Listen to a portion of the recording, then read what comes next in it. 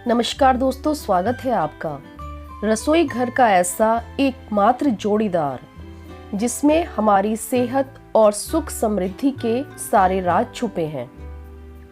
क्योंकि यही दो ऐसे पात्र हैं जिस पर हाथों का सीधा स्पर्श होता है। हाथों से सीधे एनर्जी कैच करके हमसे डायरेक्ट ही कनेक्शन बन जाता है। आइए जानते हैं इस वीडियो में चकला बेलन को लेकर 18 जरूरी बातें।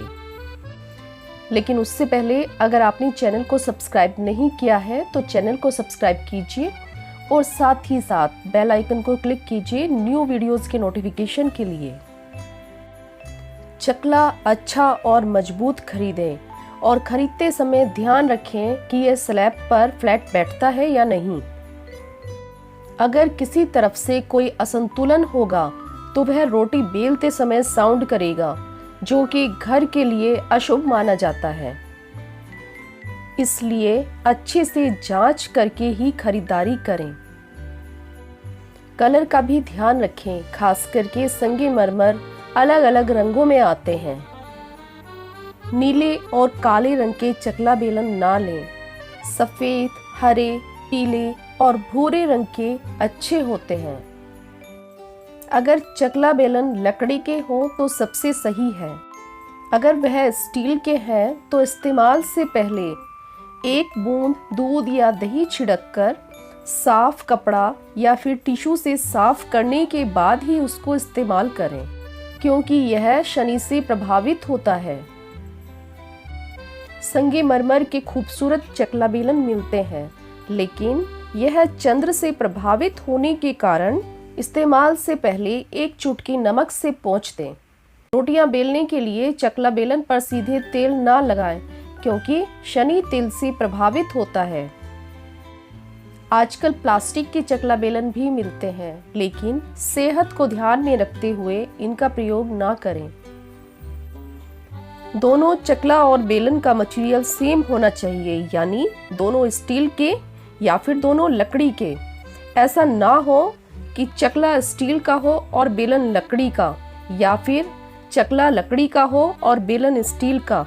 ये भी इसलिए कि दोनों पर हमारे हाथों से लगकर काफ़ी एनर्जी एक्सचेंज होती है। दोनों सेम मटेरियल के हों तो एनर्जी क्लैश नहीं करता है।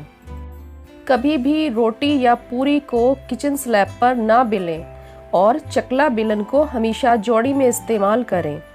बेलन बिना चकला और चकले बिना बेलन दोष उत्पन्न करते हैं। ये रसोई घर का मात्र एक जोड़ीदार बर्तन है और इन्हें साथ में इस्तेमाल करना चाहिए और साथ में ही रखना चाहिए। चकला बेलन खरीदते समय इन बातों का ध्यान रखें। बेलन फेरने वाला जो भाग होता है उसकी लंबाई चकले के व्यास के बराबर होनी चाहिए। मतलब कि थोड़ा सा छोटा बड़ा हो तो ठीक है, बहुत ज़्यादा अंतर नहीं होना चाहिए। परफेक्ट मैच हो इसका प्रयास करें। हमारी आवश्यकता के अनुसार हर परिवार में रोटियों के अलग अलग साइज होते हैं। कहीं बड़ी बड़ी रोटियां तो कहीं छोटी छोटी रोटियां बनती हैं। इसके लिए चकले का ध्यान रखें। बड़े से चकले पर छोटी छोटी रोटियां बेलना या छोटे चकले पर बड़ी बड़ी रोटियां बेलना सही नहीं होता है। ये दोष उत्पन्न करता है। इसलिए अपनी रोटियों के साइज के अनुसार ही चकला बेलन खरीदें। बेलन का साइज और वजन कंप्लीटली आपके कन्वीनियंस पर डिपेंड है, मतलब कि जो भी किचन संभालता है उसी के अनुसार। अगर आप जॉइंट परिवार में एक साथ रहते हैं और रसोई घर में एक नहीं बल्कि कई जन शामिल होकर खाना बनाते हैं तो ठीक है, लेकिन घर के किसी मेहमान को चकला बेलन नहीं सौंपना चाहिए। इसे घर आए मेहमानों की इज्जत ही करना समझिए।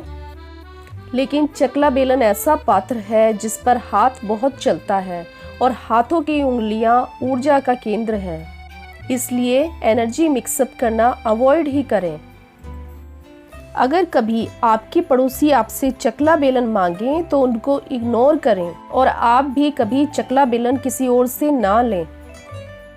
आइए अब बात करते हैं किचन ऑर्गेनाइजेशन की, यानी कि रसोई घर में चकला बेलन कहाँ रखें। जब हम रसोई घर में चकला बेलन का इस्तेमाल नहीं कर रहे हों तब उसे स्टोव के दाईं तरफ यानी राइट साइड में रखना चाहिए और इस्तेमाल करते समय बाईं साइड यानी लेफ्ट साइड में रखना चाहिए।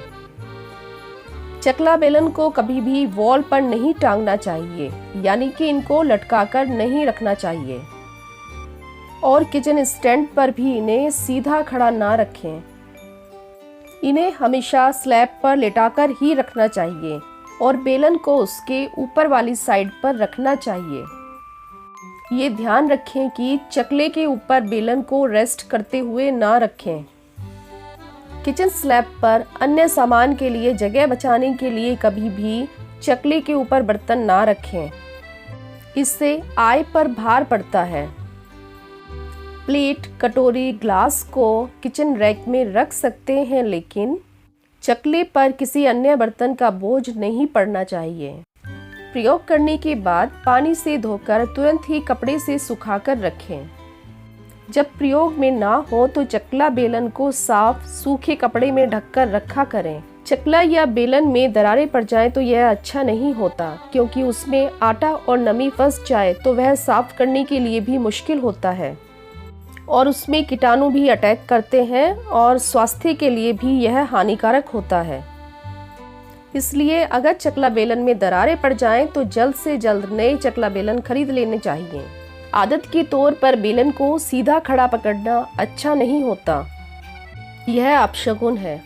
छोटे बच्चों को डराने और धमकाने के लिए भी बेलन दिखाना अच्छी बात नहीं है और बेलन से पिटाई करना तो बेलन का अपमान करना है।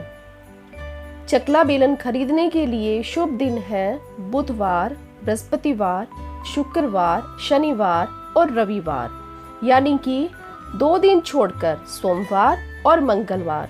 बाकी के 5 दिन चकला बेलन खरीद सकते हैं।